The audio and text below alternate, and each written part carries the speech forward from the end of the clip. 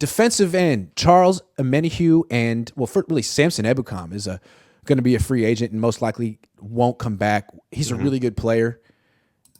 D'Amico Ryans called him the Niners' best edge setter, like a better run defender than Nick Bosa, and I believe it. He's really good at that. Not really the pass rusher the Niners need. Also, he's expensive. What do you expect the Niners to do here? Internal replacement or draft or free agency? I think they're going to probably approach it all three. They'll probably grab somebody cheap and revive them in the free agency. They're probably going. They tend to do that, right? Yeah, they tend to do that. Yeah, I see them doing that.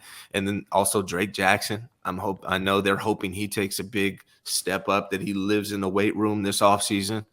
And then draft a guy later round, or at some point draft an edge. 49ers always got to draft an edge, right? So I think at some point they're going to draft an edge in this. And so I think all three is the way they approach the DN position.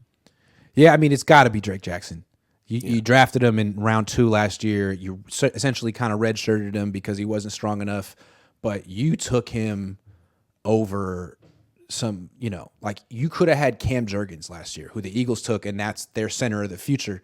Yeah. That's a guy who's going to be playing 100% of the snaps for the Eagles. You took a situational pass rusher. And the way I look at Drake Jackson is, I don't know that he's ever going to be a starter. Like, he's not good against the run. But that was the book on him. Go read his NFL draft profile. It's like, yeah, he's really a liability against the run. Okay, fine. But you drafted him to rush the quarterback. So it seems like you could probably find a base D end who can set the edge. You can find guys like that. You could draft guys like that. It's not expensive. But Drake Jackson needs to be on the field on third downs. And I fully expect him to. I mean, they seem to know what they're looking at. They have Chris Kasarik that should be able to work with a year of him in the weight room.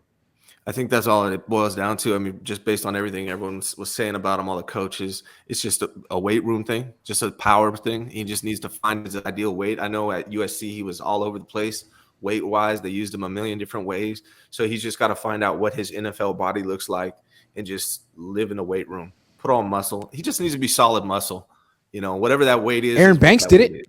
Yeah. Aaron Banks did it. Yeah. I mean, essentially, Aaron Banks was a second-round pick who they redshirted. He remade his body, ended up being a legit – I mean, I'm not saying he's a great player, but he's a legit starter.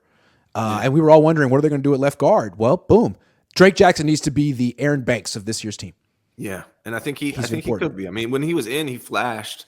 How many tip passes did he have when he probably had to have the highest ratio of, downs and tip passes. He was tipping everything. So – I really think Drake Jackson lives in the weight room. Maybe go live with Nick Bosa during the offseason, figure out what he's doing, do that, and I think he'll be okay. Also, he's never going to get chipped, ever. Yeah. It's always going to be Bosa. He's going to get one-on-ones for days. He's going to be going against, right tackles and stuff. I think he's got to be really important. They got to count on him.